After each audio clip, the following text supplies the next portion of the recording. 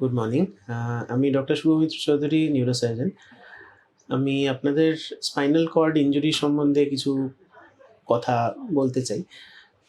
আমাদের স্টেটে যেহেতু প্রচুর লোকজন এই মুহূর্তে টু হুইলার ব্যবহার করেন বা গাড়িতে ট্রাভেল করেন, এবং আমাদের রাজ্যে রোড সেফটি সম্বন্ধে মানুষজনের জ্ঞান খুব কম।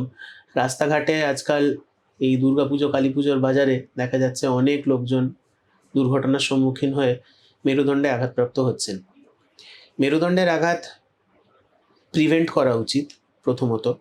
সেটা সেফ ড্রাইভিং, সেফ ইকুইপমেন্ট মানে হেলমেট পরা, এবং যদি আপনি বাইক চালাচ্ছেন তাহলে নেকে কিছু সাপোর্টস পরা, যেগুলো পাওয়া যায় আজকাল অনলাইন, বা গাড়িতে ট্রাভেল করলে সিট বেল্ট ব্যবহার করা। এর মাধ্যমে কিছু এক্সটেন্ট পর্যন্ত প্রিভেন্ট করা যেতে পারে। সাবধানে রাস্তায় চলাফেরা করবেন। কোনোভাবেই ঘাড়ে বা মাথায় কোনো রকম চোট যেন না লাগে। যদি লেগে যায় তাহলে কি হয়? আমাদের স্পাইনাল কর্ড একটা নার্ভ, সেটা বিরাট বড় নার্ভ। ওটা ব্রেন থেকে নেমে এসে আমাদের হাতের, পায়ের, বুকের, পেটের সমস্ত মাংসপেশির সচলতা নিয়ন্ত্রণ করে, এবং হাতের, পায়ের সমস্ত জায়গা থেকে অনুভূতি নিয়ে সে ফেরত যায় ব্রেনে, যাতে ব্রেন বুঝতে পারে যে কোথাও ছোঁয়া লাগছে কিনা, ব্যথা লাগছে কিনা। এর সাথে সাথে প্রস্রাব পায়খানার ক্ষমতা নিয়ন্ত্রণ করা, যৌন ক্ষমতা নিয়ন্ত্রণ করা, এবং হাতে পায়ের সোয়েটিং বা ঘাম হওয়ার ক্ষমতা নিয়ন্ত্রণ করা, বা হাতে পায়ের যেগুলো চুল রয়েছে সেগুলো দেখবেন কিছু কিছু ক্ষেত্রে উত্তেজিত হয়ে খাড়া হয়ে ওঠে। তো এই ফাংশনটা নিয়ন্ত্রণ করা। এই তিনটে জিনিস হচ্ছে স্পাইনাল কর্ডের কাজ, মানে somatic movements, somatic সেন্সেশনস, autonomic movements, autonomic সেন্সেশনস, এবং কিছু অন্যান্য অটোনমিক ফাংশন, যেরকম আমাদের প্রস্রাব পায়খানার ক্ষমতা, এবং হাতে পায়ের যেটা ওই চুল খাড়া হয়ে ওঠা এবং ঘাম দেওয়ার ক্ষমতা, এবং যৌন ক্ষমতা, এগুলো নিয়ন্ত্রণ করে। মেরুদণ্ডের স্নায়ুতে চোট লাগলে এই ক্ষমতাগুলোর সবকটি বা কিছু কিছু হারিয়ে যেতে পারে।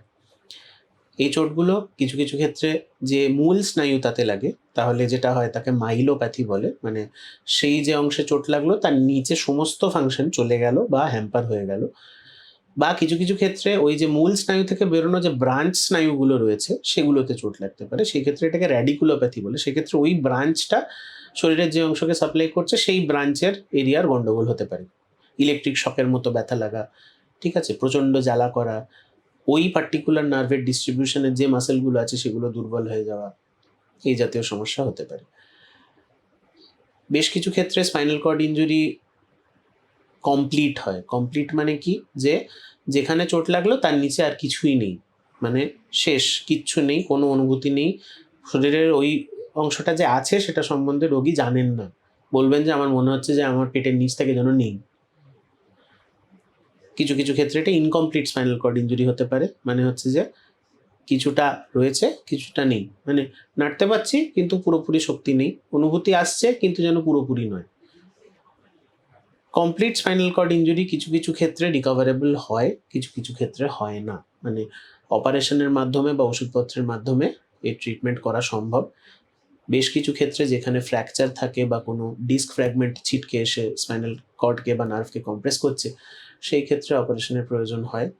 অপারেশন করেও কিন্তু অনেক রোগীর উন্নতি সম্পূর্ণ হয় না, কেননা মেরুদণ্ডের মূল স্নায়ুটা একটা এমন জিনিস যেটা একবার ক্ষতিগ্রস্ত হলে কখনোই পুরোপুরি স্বাভাবিক অবস্থায় ফিরে যেতে পারে না।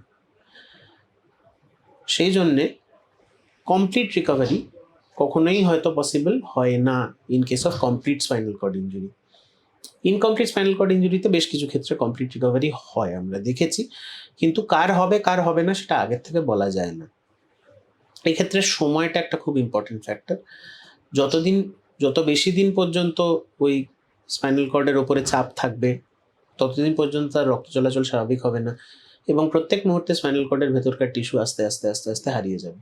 তো অপারেশন তাড়াতাড়ি করে দেওয়াটাই বাঞ্ছনীয়। সেই জন্যে যেটা বলা হয় যে যে কোনো স্পাইনাল ইনজুরি যদি হয়, পেশেন্টকে যত তাড়াতাড়ি সম্ভব নিয়ে আসতে হবে একটা এমন জায়গায় যেখানে স্পাইনাল সার্জারি পসিবল। স্পাইনাল সার্জারির জন্য খুব একটা বিরাট বেশি যে কিছু ইকুইপমেন্ট লাগে এরকম নয়, যে আপনাকে সবসময়তে যে একেবারে এপেক্স ইনস্টিটিউটে গিয়ে পৌঁছতে হবে এরকম নয়। অনেক ক্ষেত্রে কিছু কিছু ছোট ছোট হাসপাতালেও স্পাইনাল কর্ড ইনজুরির অপারেশন হয়, রোগীরা ভালো হন, বাড়ি যান।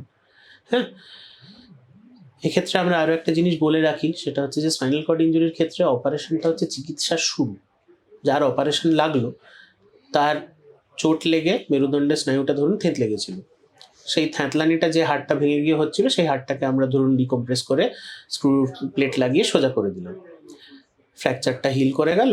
কিন্তু স্নায়ু তো হিল করে না, স্নায়ু নিজের মধ্যে থেকে আবার নতুন নতুন কানেকশনস বানায়, তার মধ্যে যেটুকু টিস্যু অবশিষ্ট আছে সেটুকুকে নিয়ে সে চলতে শেখে।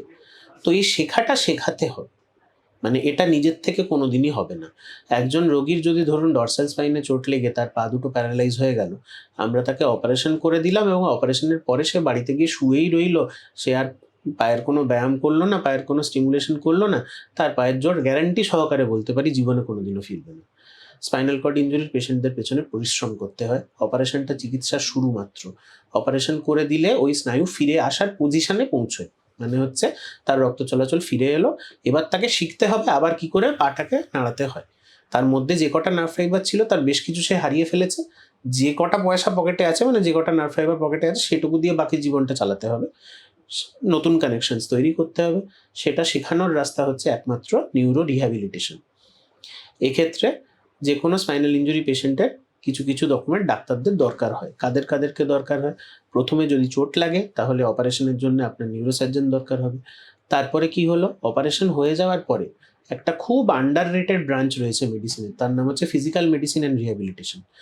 এরা নিউরো রিহ্যাবিলিটেশন স্পেশালিস্ট। কি করে একজন মেরুদণ্ডে চোট আঘাতপ্রাপ্ত পেশেন্ট যে পা নাড়তে পারছে না, তার পায়ে আবার ব্যায়ামের মাধ্যমে, কারেন্ট স্টিমুলেশনের মাধ্যমে, বিভিন্ন ধরনের থেরাপির মাধ্যমে জোর ফিরিয়ে আনা যাবে অপারেশন হয়ে যাওয়ার পরে, এই সিক্রেটটা ওনাদের হাতে রয়েছে।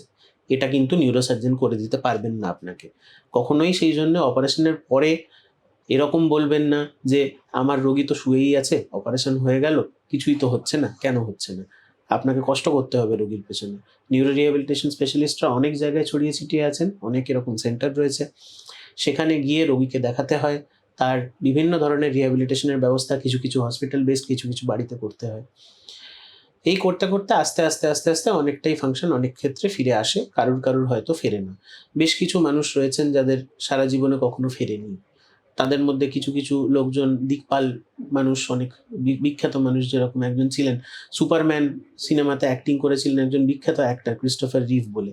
ঘোড়া থেকে পড়ে গিয়ে তার স্পাইনে চোট লাগে, তিনি হাত পা সমস্ত কিছু নাড়ানোর ক্ষমতা হারিয়ে ফেলেন। তিনি পরবর্তীকালে তার সারা জীবনে সিনেমা করে যে কোটি কোটি ডলার রোজগার করেছেন তার অনেকটাই তিনি স্পাইনাল কর্ড রিসার্চের পেছনে ব্যয় করেছেন ক্রিস্টোফার রিভ ফাউন্ডেশনের মাধ্যমে।